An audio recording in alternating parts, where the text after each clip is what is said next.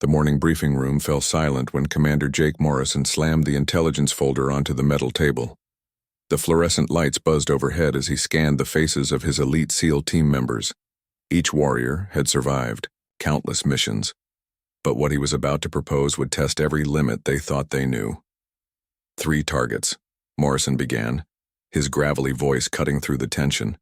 3 enemy generals who have been planning coordinated attacks on our allies for months. Intelligence suggests they'll be meeting in a compound deep in hostile territory next week. The room remained quiet. These weren't ordinary soldiers sitting around the table. They were the best of the best, handpicked for their skills, courage, and ability to complete impossible missions. Yet something about Morrison's tone suggested this operation was different from anything they'd tackled before. The problem, Morrison continued, flipping open the folder to reveal satellite images and detailed blueprints, is that we have one shot at this, one window of opportunity. If we miss, these 3 will disappear back into the shadows, and innocent people will die. Sergeant Mike Rodriguez, a veteran sniper with over 50 confirmed kills, leaned forward in his chair.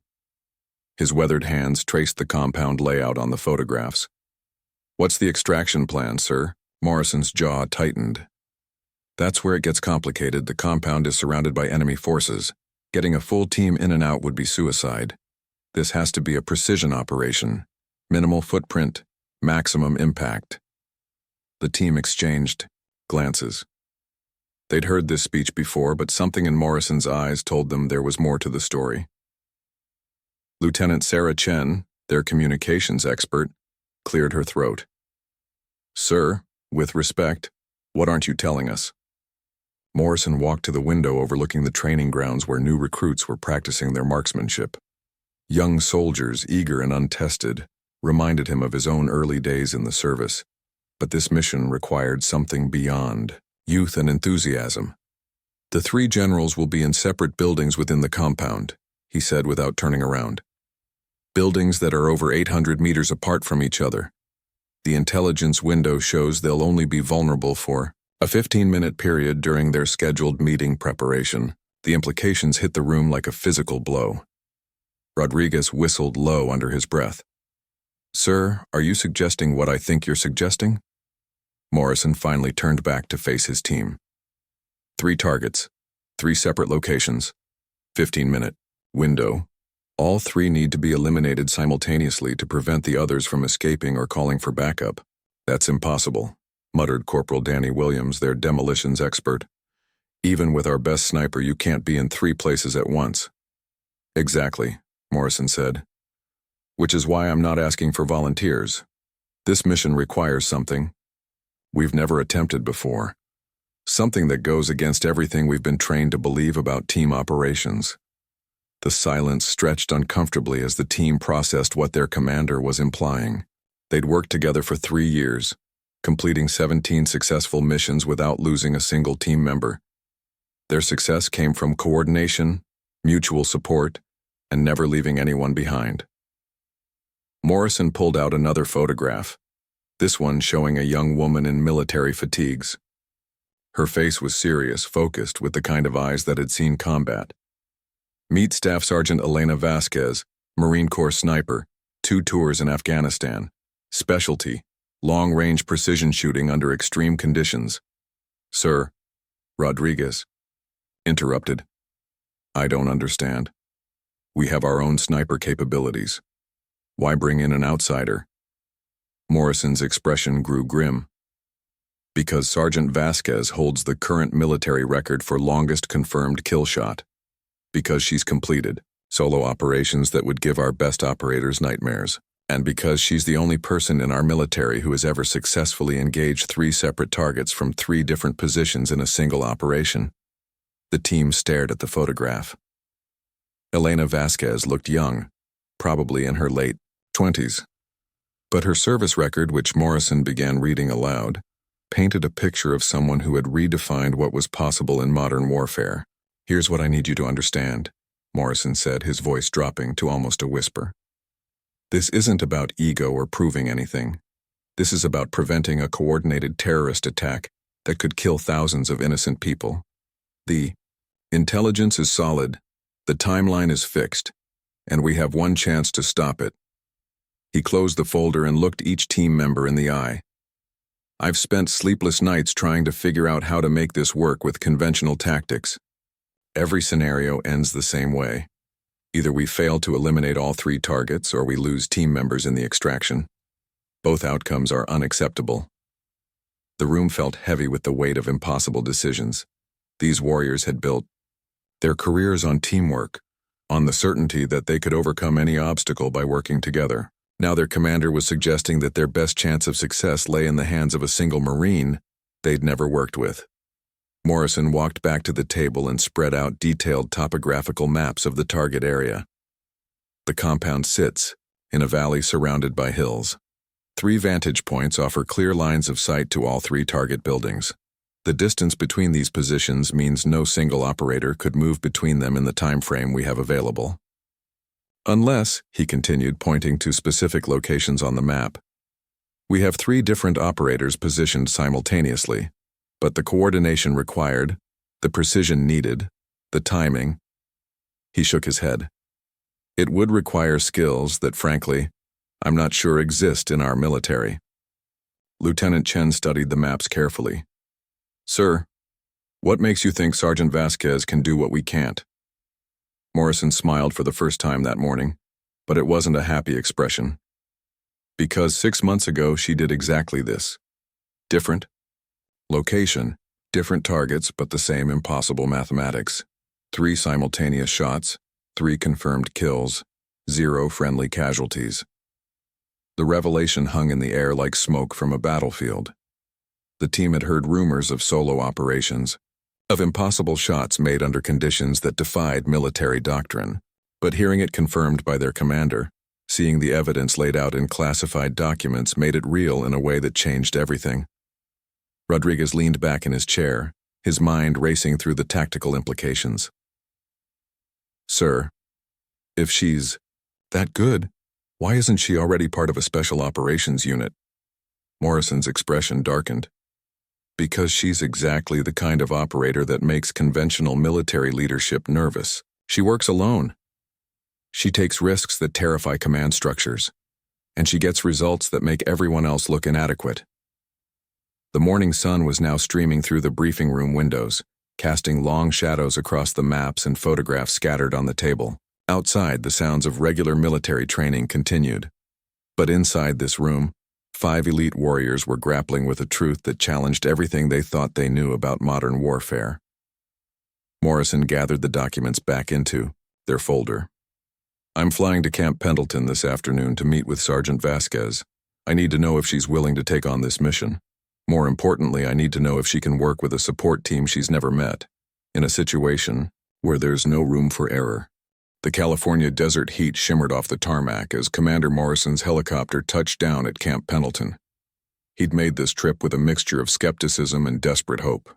The files on Elena Vasquez read like something out of a Hollywood action movie, but the sources were unquestionable. 3 different commanding officers had provided testimonials that bordered on the unbelievable. Morrison found her exactly where he'd been told to look, the 1,000-meter range, lying prone behind a Barrett M82 rifle that looked almost too big for her frame. Even from a distance, he could see the intense concentration on her face as she lined up shot after shot with mechanical precision. The range master, a grizzled sergeant with 30 years of experience, met Morrison at the observation post. She's been out there for 4 hours, he said, handing over a pair of binoculars. Same routine every morning. 50 shots at maximum range, different weather conditions, different times of day. Morrison adjusted the binoculars and watched as Elena squeezed the trigger. 800 meters downrange, a target that looked impossibly small exploded in a puff of cardboard and paint. He'd seen expert marksmen before, but there was something different about her technique. No wasted movement, no hesitation, just pure mechanical efficiency. What's her hit rate at this range? Morrison asked. The rangemaster chuckled. Sir, that's not the right question. The question is whether she'll accept a shot that's less than perfect. I've seen her pack up and leave rather than take a shot when the wind conditions weren't exactly what she needed. Morrison lowered the binoculars and studied the young woman through the heat haze. She was smaller than he'd expected, probably no more than 5'6", with the kind of lean muscle that came from years of carrying heavy equipment across difficult terrain. But it was her stillness that impressed him most. While other shooters fidgeted, adjusted their positions, or showed signs of fatigue, Elena seemed to become part of the rifle itself.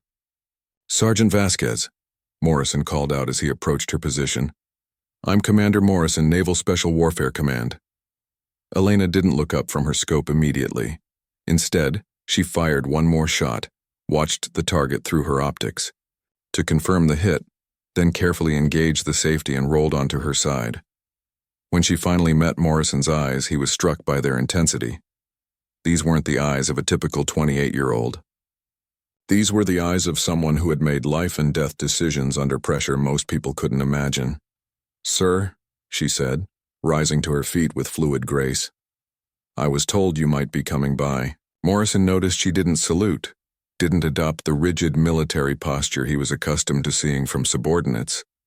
Instead, she began breaking down her rifle with practiced efficiency, each movement economical and precise. "I need to talk to you about a mission," Morrison said. "Something that requires your particular skill set." Elena continued working on her rifle. "With respect, sir, I've heard that before. Usually means someone needs a problem solved that they can't solve themselves and they want to use me as a magic bullet." The directness of her response caught Morrison off guard. He was used to deference from subordinates, to careful political language that danced around difficult topics. Elena's bluntness was refreshing and slightly intimidating. "This is different," Morrison said. 3 targets, simultaneous elimination, 15-minute window." For the first time, Elena paused in her rifle maintenance. She looked up at Morrison, with renewed interest. "Simultaneous? How simultaneous?" "Within seconds of each other. Any delay allows the survivors to escape or call for backup." Elena resumed cleaning her rifle, but Morrison could see the wheels turning in her mind. "Distance between targets? 800 meters minimum, probably closer to 1,000. Terrain? Mountainous. 3 elevated positions overlooking a valley compound." Elena nodded slowly. "You're talking about the kind of operation that gets people killed. The kind of operation that conventional wisdom says is impossible." Morrison pulled out a satellite photograph and handed it to her. "Conventional wisdom doesn't account for your capabilities." Elena studied the image for a long time, her eyes tracking across the topography, measuring angles and distances with an expert's eye. "Who's the support team?" "My SEAL unit. 5 operators with extensive combat experience." "Have they worked with an independent sniper before?" Morrison hesitated. "No." Elena set down the photograph and fixed Morrison with a stare that made him understand why her previous commanders had found her intimidating. "Sir, I don't mean any disrespect, but SEAL teams are trained for coordinated operations. They think, in terms of mutual support covering fire, shared risk. What you're describing requires a different mindset entirely, which is why I'm here talking to you instead of using my own people." Elena stood and walked to the edge of the firing position, looking out across the desert landscape. "I've done operations like this before. 3 targets, time pressure, solo. Work. But always with extensive reconnaissance, weeks of preparation, complete autonomy in execution." Morrison joined her at the edge of the platform. "What would you need?" "Complete tactical control once the operation begins. Your team provides support, security, and extraction, but they don't make shooting decisions. They don't question my positioning choices. They don't try to help unless I specifically request it." The conditions were unlike anything Morrison had ever agreed to in his 15-year career. Special operations depended on shared leadership, collective decision-making, and mutual accountability. What Elena was describing sounded more like a one-person army, supported by a conventional military unit. "There's something else," Elena continued. "Operations like this succeed or fail based on preparation. I need to know everything about these targets, their routines, their security details, their backup plans. I need detailed topographical surveys of the entire area. And I need time to study every variable that could affect 3 precision shots taken under combat conditions." Morrison pulled out his secure phone and showed Elena classified intelligence photographs. We have most of that information already. The challenge is the timeline. We have 6 days to plan and execute.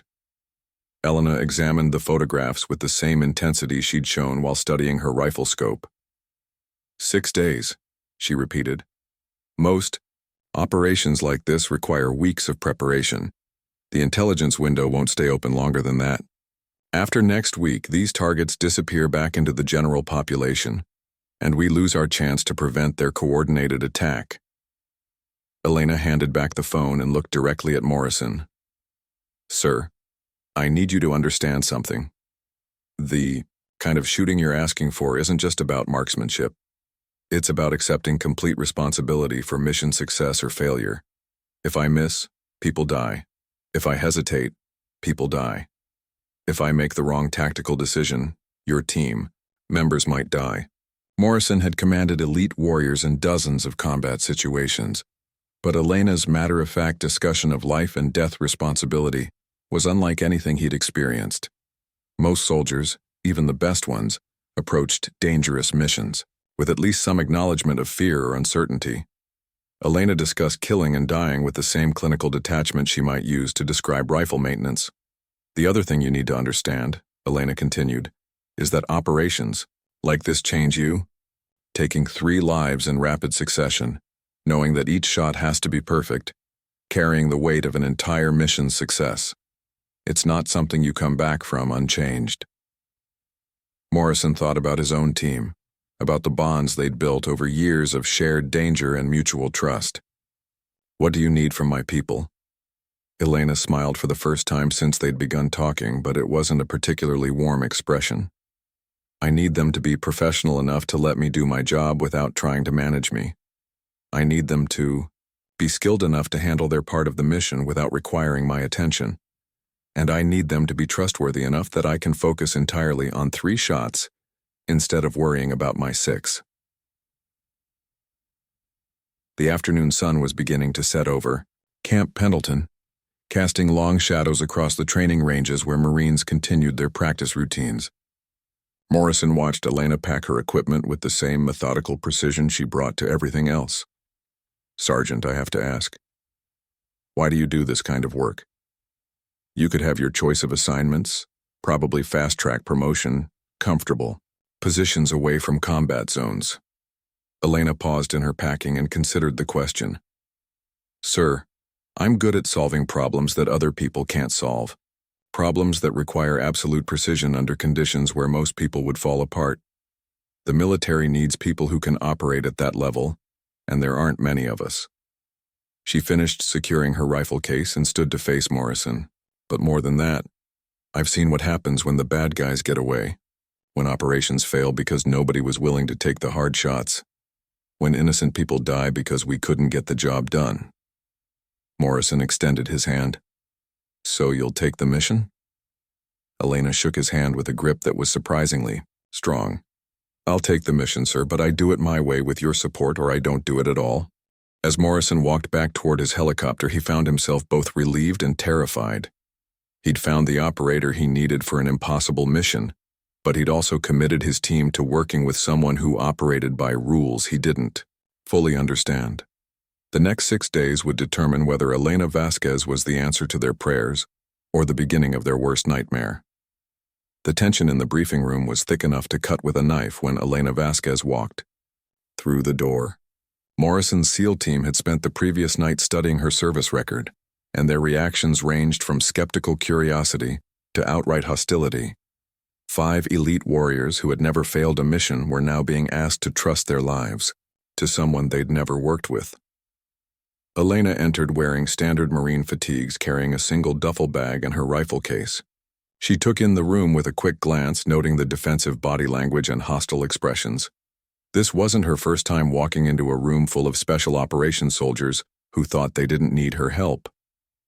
Gentlemen, Morrison said, meet Staff Sergeant Elena Vasquez. Elena, this is my team. Sergeant Rodriguez stood first, his weathered face showing polite skepticism. Ma'am, I've read your file. Impressive work. But I have to ask, what makes you think you can handle 3 simultaneous targets when it would take our entire team to? Attempt something like that? Elena set her equipment down carefully and pulled out a tablet displaying satellite imagery. Sergeant Rodriguez, right? 53 confirmed kills, expert marksman rating, 12 years of service. She looked up from the tablet. What's the longest shot you've ever made under combat conditions? Rodriguez shifted uncomfortably. 730 meters. Confirmed kill. Wind conditions? Light crosswind, maybe 5 miles per hour. Elena nodded. Good shot. Clean conditions, single target. Time to line up the shot properly. She turned to face the entire team.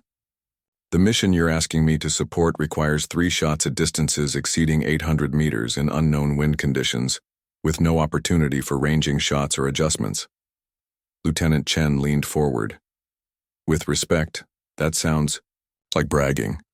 Elena's expression didn't change, but something in her eyes grew colder.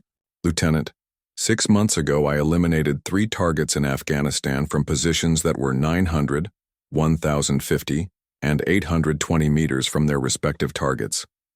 Time elapsed between first and third shot was 47 seconds. All 3 were confirmed kills. The room fell silent. Even among elite special operations soldiers, that kind of precision was legendary. Corporal Williams, their demolitions expert, cleared his throat. Ma'am, that's impressive, but this isn't Afghanistan. We're talking about a coordinated operation with multiple moving parts. How do we know you can adapt to our operational style? Elena walked to the large map Morrison had spread across the conference table. Corporal, your job is to ensure that my shooting positions remain secure and that extraction routes stay clear. My job is to put 3 bullets exactly where they need to go. Those are separate functions that require coordination, not integration. That's not how we work, Rodriguez said, his voice showing the first signs of real annoyance. We succeed because we function as a unit. Everyone covers everyone else. No one operates independently. Elena studied Rodriguez for a moment. Sergeant, how many times have you had to take a shot, knowing that if you missed, your entire team would die? That's not the point. It's exactly the point, Elena interrupted. You're trained to think in terms of shared risk and collective success. What I do requires accepting individual responsibility for mission success or failure. Those are fundamentally different mindsets. Morrison could see the conversation heading toward open conflict. His team was proud, experienced, and used to being the best at what they did. Elena wasn't trying to be diplomatic or build consensus. She was stating facts that challenged their entire operational philosophy. Look, Danny Williams said, we're not questioning your shooting ability. But special operations work because of teamwork, communication, trust built over years of working together. Elena pulled out a different photograph, this one showing 3 buildings in a mountain valley. See these structures? When I take the first shot, I have approximately 15 seconds before the other targets react to the sound of gunfire. 15 seconds to move to a new position, acquire a new target, and make a shot that has to be perfect. She pointed to specific locations on the map. While I'm doing that, you 5 will be maintaining security perimeters, monitoring communications, and preparing extraction routes. If any one of you breaks protocol to try to help me with my shots, the entire mission fails. Lieutenant Chen studied the tactical layout carefully. What if one of your shots misses? What if you need backup? Elena's answer was immediate and uncompromising. Then we abort the mission and extract immediately. There is no backup plan for precision shooting at this level. Either the shots are perfect, or the mission fails. The finality of her statement hung in the air like a challenge. Morrison's team was accustomed to contingency planning, multiple options, and adaptive tactics. Elena was describing an operation with no margin for error and no alternative approaches. Rodriguez stood and walked to the window overlooking the training facility. Ma'am, I've been doing this for 12 years. I've never been part of an operation where mission success depended entirely on one person. That's because you've never attempted a mission like this, Elena replied. Conventional special operations tactics don't apply when you need to eliminate 3 high-value targets simultaneously from 3 separate positions. Morrison decided it was time to intervene. Elena, can you walk us through exactly how this would work from a tactical perspective? Elena moved to the whiteboard and began sketching a timeline.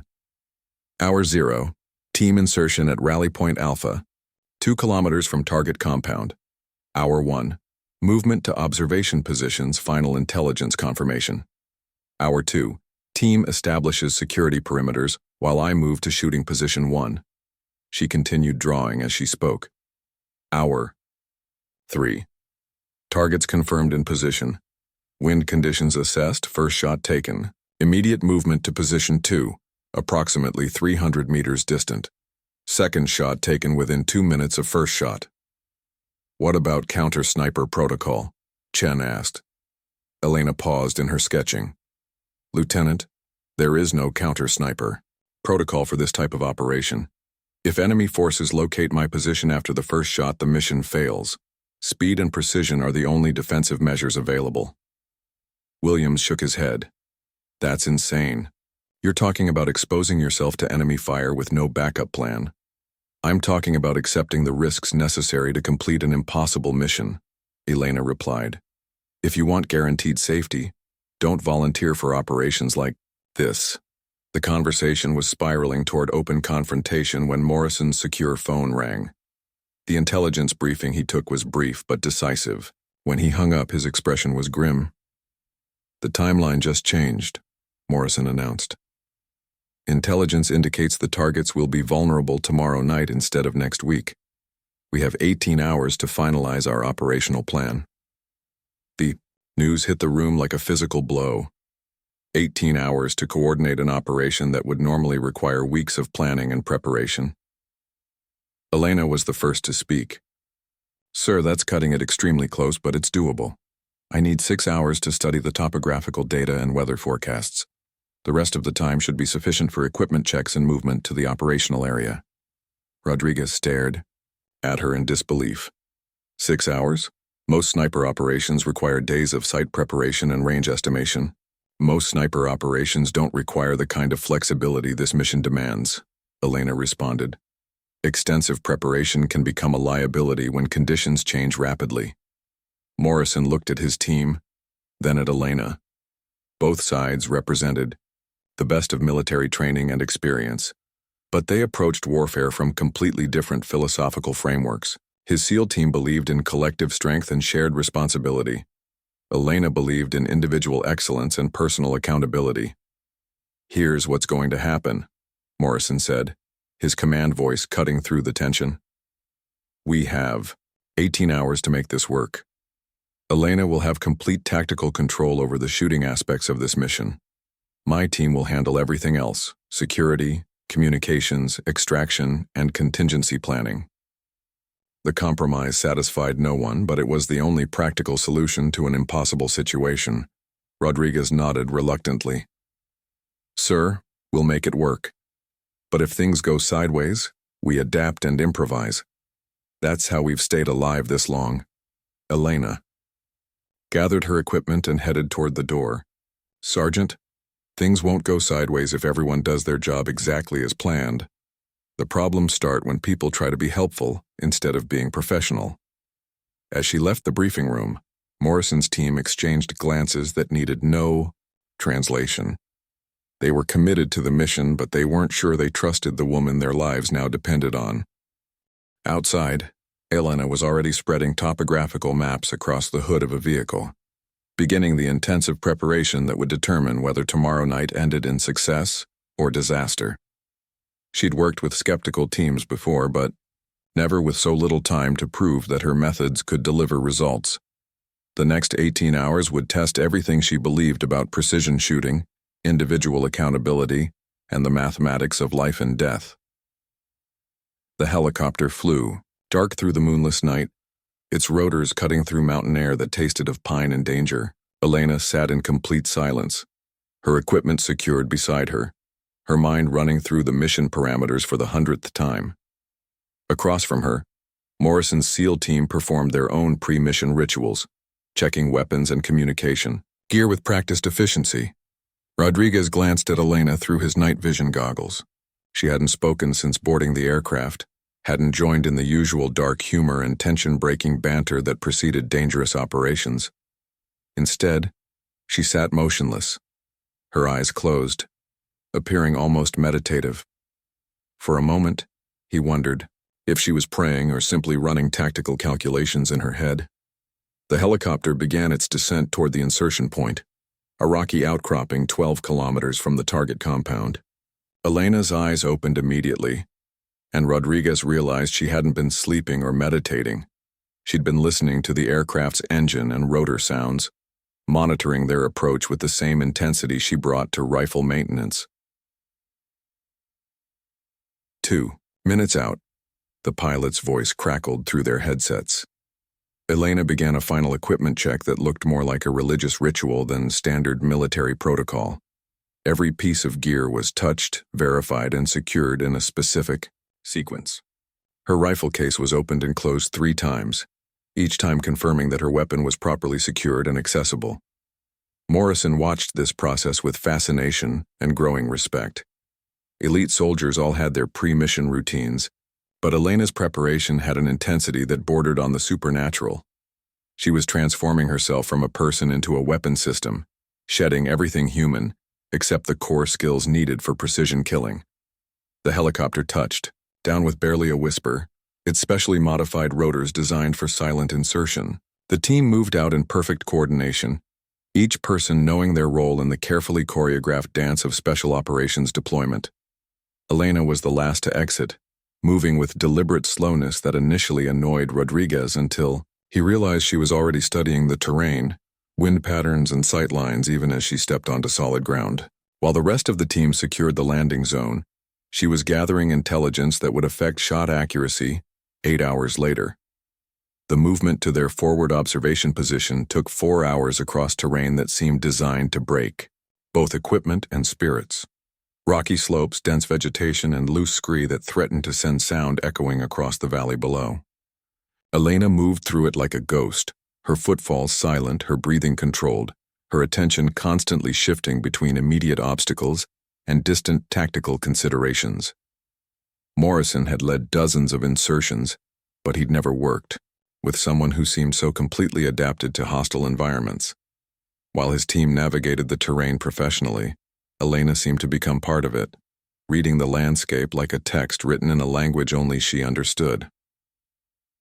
They reached the observation post just as the first light of dawn began creeping across the valley. Below them, the target compound looked exactly like the satellite photographs, but Elena immediately began noting discrepancies that had been invisible from overhead imagery. Guard rotation every 2 hours, she whispered into her headset. 3 additional security positions that weren't in the intelligence briefing. Backup generator running, which means they're maintaining electronic communications. Rodriguez adjusted his binoculars and tried to spot the details Elena had identified. It took him several minutes to locate the guard positions and security, measures she'd cataloged in seconds. Her ability to process tactical intelligence was unlike anything he'd encountered in 12 years of special operations. Morrison established the command post in a depression that offered concealment while maintaining sight lines to the target area. Elena immediately moved to a position 50 meters away, far enough to avoid being compromised if the main team was discovered, close enough to maintain communication. Phase 1, complete, Morrison reported through encrypted communications. Target, compound visual confirmation achieved. All team members in position. Elena was already studying the 3 buildings where their targets would appear, using a powerful spotting scope to measure distances and calculate environmental factors. The mathematics of long-range shooting were complex under ideal conditions. Under combat conditions with multiple variables changing constantly, they became an exercise in controlled chaos. Wind speed variable between 5 and 12 miles per hour, she reported. Primary direction southwest, but gusting patterns suggest local thermal effects from the valley floor. Rodriguez had worked with expert marksmen before, but Elena's technical analysis was like listening to a meteorologist and mathematician combined. She wasn't just planning shots.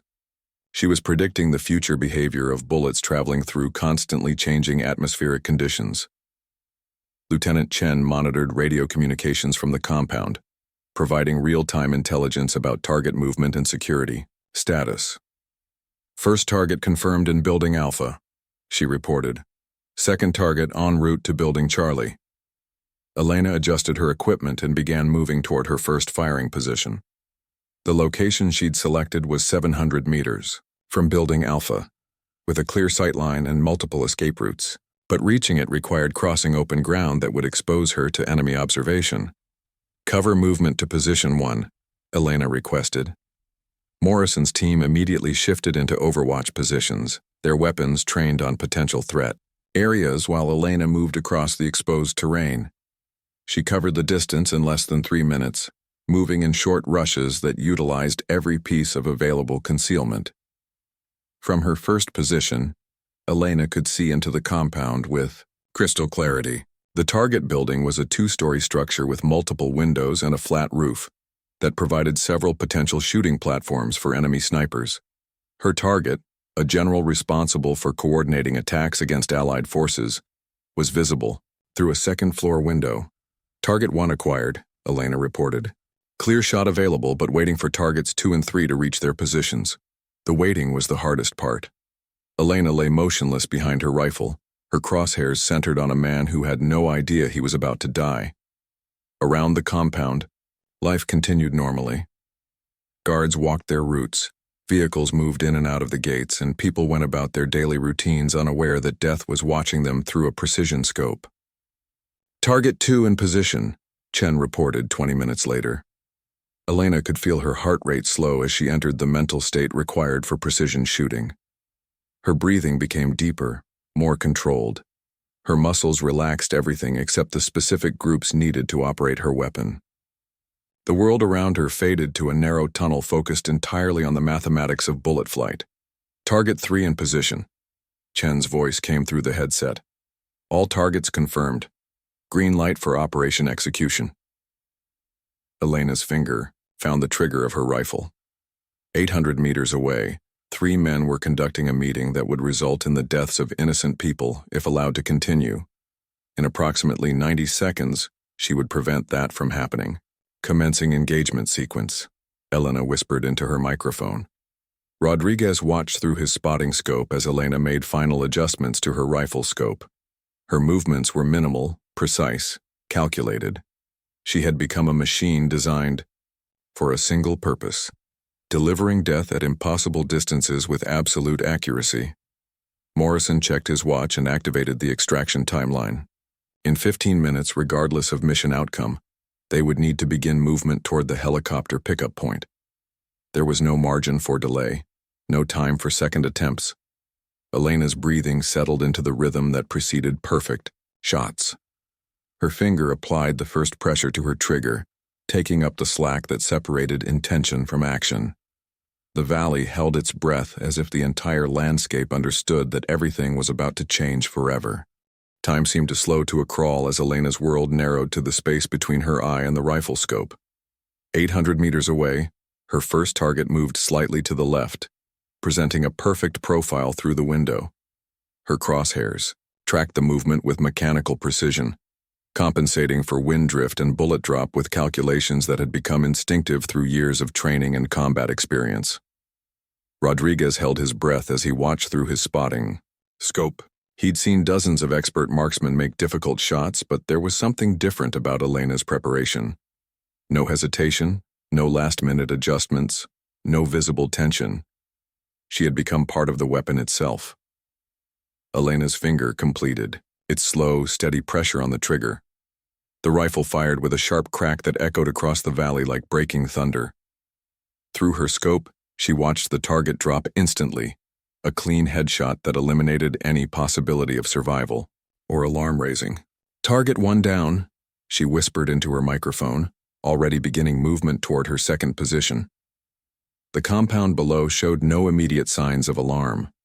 The shot had been clean and quiet enough that the other occupants hadn't yet realized what had happened. Elena had perhaps 90 seconds before someone discovered the body and raised an alert.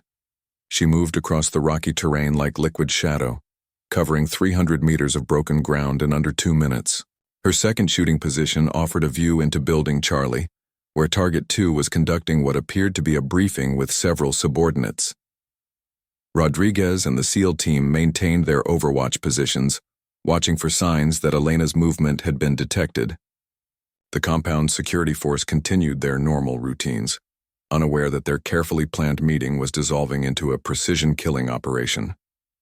Elena dropped into position behind a boulder that provided perfect concealment while offering a clear shot into the target building. The distance was slightly greater this time, nearly 900 meters, with a crosswind that had strengthened since her first shot. Through her scope, she could see Target 2 gesturing at a map, spread across a conference table. The man responsible for coordinating supply lines to terrorist cells had no idea he was being watched by someone capable of ending his life from nearly a kilometer away. Elena controlled her breathing and calculated the shot parameters. Wind speed had increased to approximately 15 miles per hour, requiring additional compensation. The target was moving more than the first one had, requiring her to predict his position when the bullet arrived rather than simply aiming at his current location. Target 2 acquired, Elena reported. Shot available in approximately 30 seconds. Morrison monitored the compound through his binoculars, looking for signs that their presence had been detected. So far, the operation was proceeding with textbook precision. But he knew that combat operations could change from successful to catastrophic in seconds. Elena's crosshairs settled on Target 2's head as he leaned forward to point at something on the map. The shot angle was perfect, the target stationary for the moment, the environmental conditions as good as they were going to get. Her rifle fired with the same sharp crack as before, but this time Elena was already moving before confirming the hit. She had seen enough combat to know when a shot was perfect, and she had no time to waste on verification. Target 2 down, she reported while scrambling toward her third and final position. Moving to position 3. The third shooting position was the most challenging, over 1,000 meters from Target 3's location with an elevation change that complicated the ballistic calculations. Elena had chosen the sequence deliberately, saving the most difficult shot for last when adrenaline and time pressure would be at their highest levels. Rodriguez watched through his scope as figures began moving rapidly through the compound. Someone had discovered the first body, and security forces were beginning to react. Within minutes, the entire area would be swarming with armed personnel searching for threats. Elena reached her final position and immediately began setting up. For the longest shot of her career, Target 3 was visible through a window in building beta, but the angle was extreme and the distance pushed her rifle to its maximum effective range. Through her scope, she could see the third general speaking urgently into a radio, probably coordinating a security response to the discovered bodies. His window was partially obstructed by curtains, offering only a narrow opportunity for a clean shot.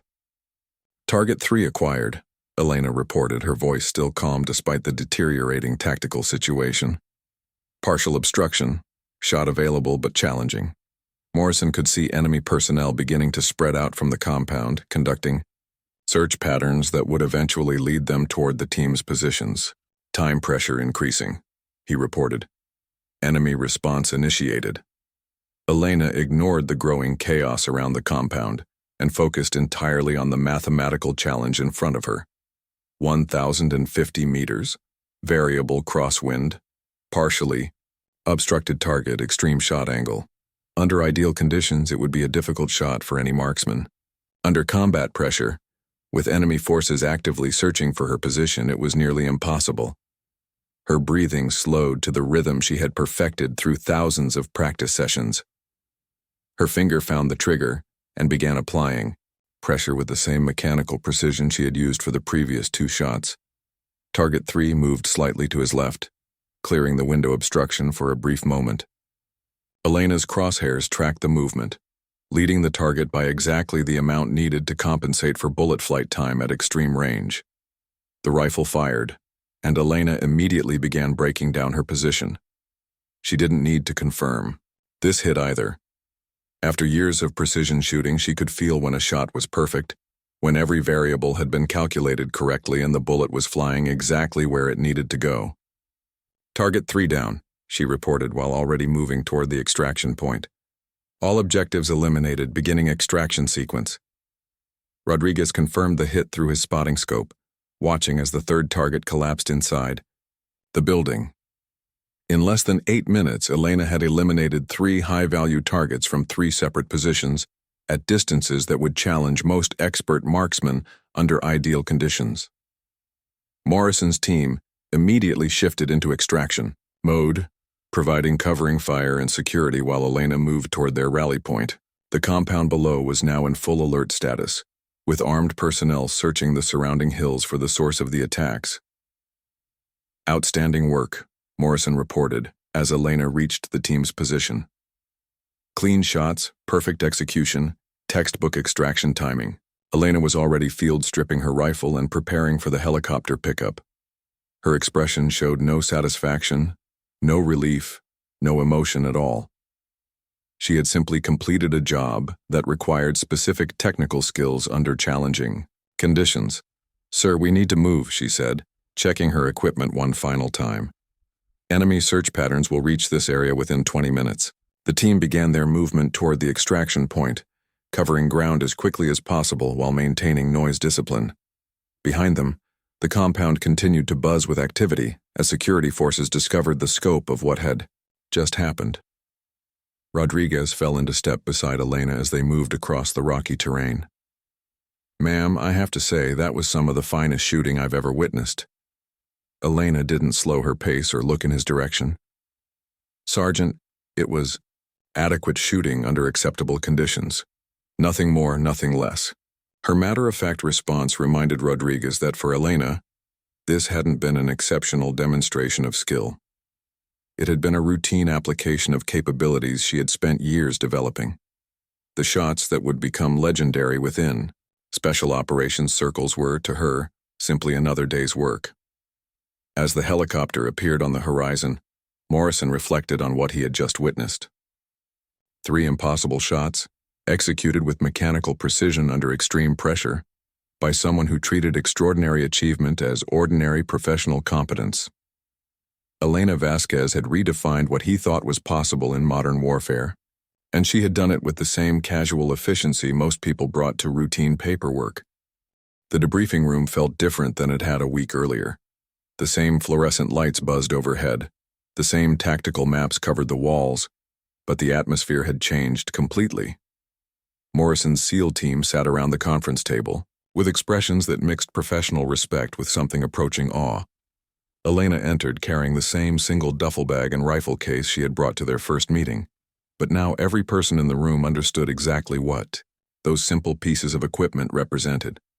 She had used them to accomplish something that would be talked about in military circles for decades. "Ladies and gentlemen," Morrison began, "let's review what happened during Operation Precision Strike." He activated a large display screen showing satellite imagery of the target compound, now overlaid with the precise shooting positions Elena had used and the distances involved.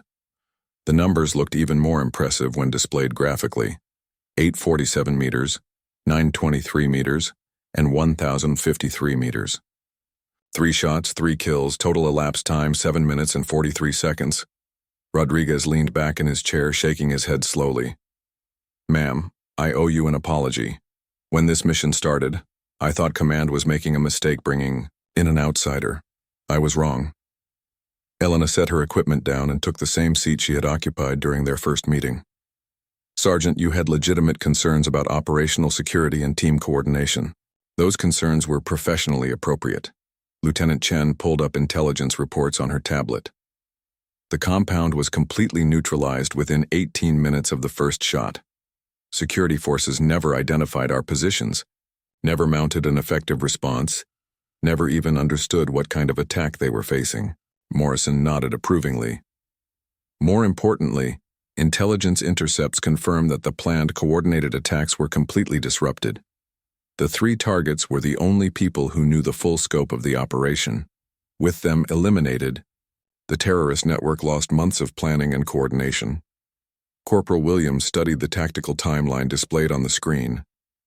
"Elena, I have to ask, how do you maintain that level of precision under combat pressure? Most marksmen see their accuracy decrease as stress levels increase." Elena considered the question carefully. "Corporal, precision shooting at extreme distances isn't about ignoring stress. It's about accepting that stress is part of the operational environment and training to maintain technical proficiency, regardless of external conditions. She stood and walked to the display screen, pointing to specific locations on the satellite imagery. Every shot I took was within the technical capabilities of my equipment and training. The challenge wasn't the shooting itself. The challenge was executing proper technique while maintaining situational awareness and time management.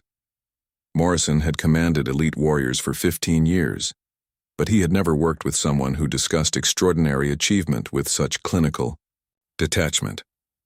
Elena treated her performance as a technical problem that had required technical solutions. "There's something else we need to discuss," Morrison continued, his expression growing serious. "Word of this operation has reached higher command levels. There are people who want to understand how one operator accomplished what conventional wisdom said was impossible."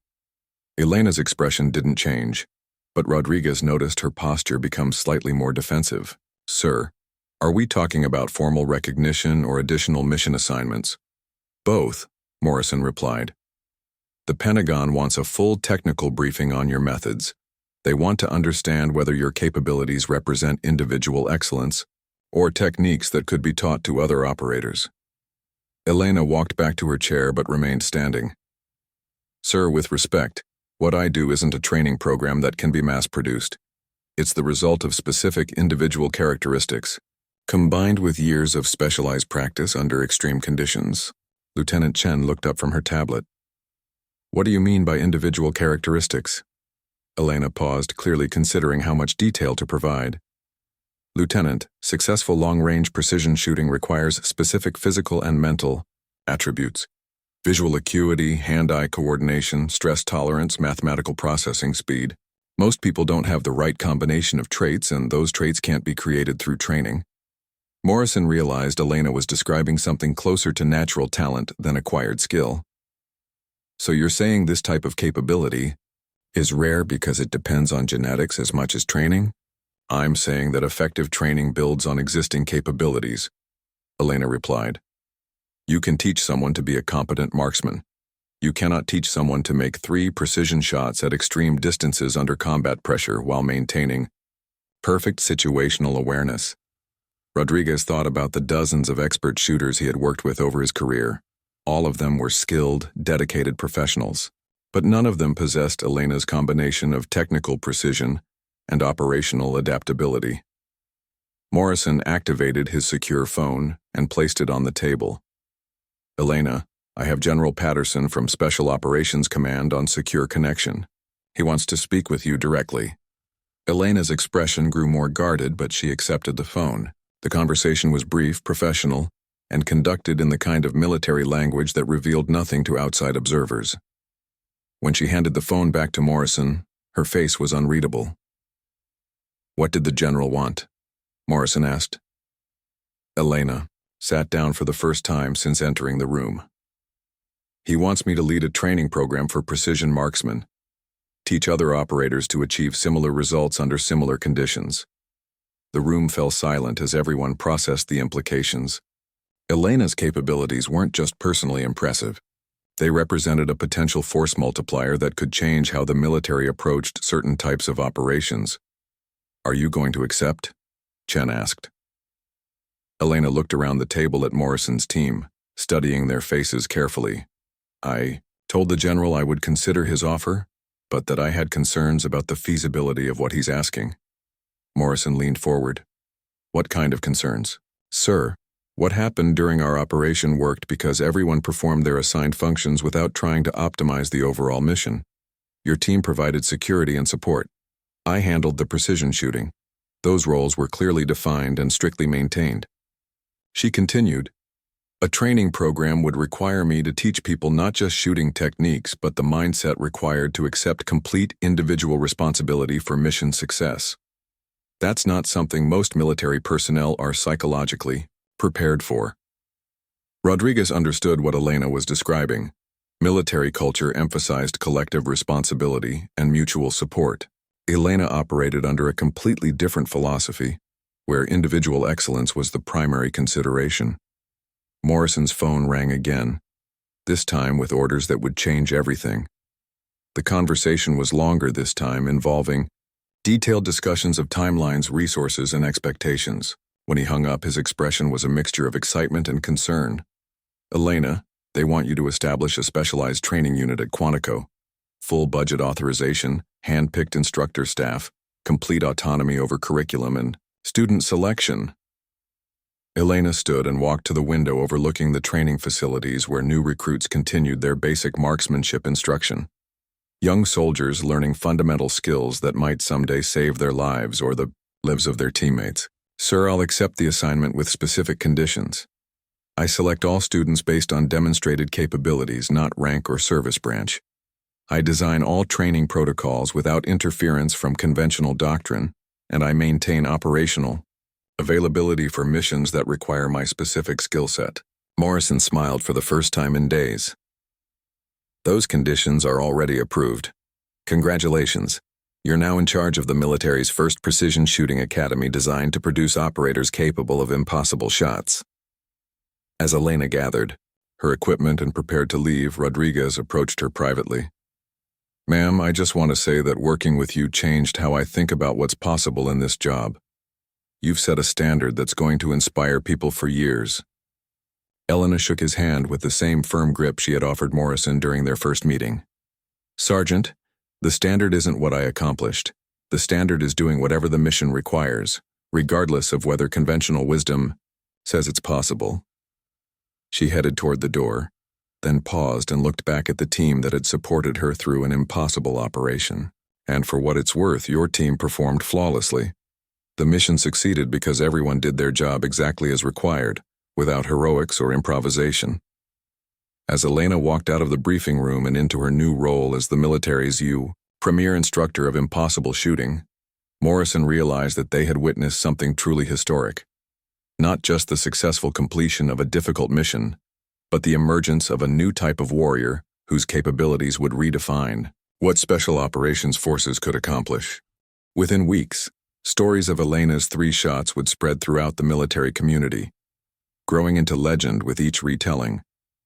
But for Elena herself, it had been simply another successful application of technical skills under challenging conditions. Nothing more, nothing less. The legend of the precision shooter who could accomplish impossible missions had been born. But the woman behind the legend remained exactly what she had always been. A professional who treated extraordinary achievement as ordinary work, performed to the standards required by people who depended on her to solve problems no one else could solve.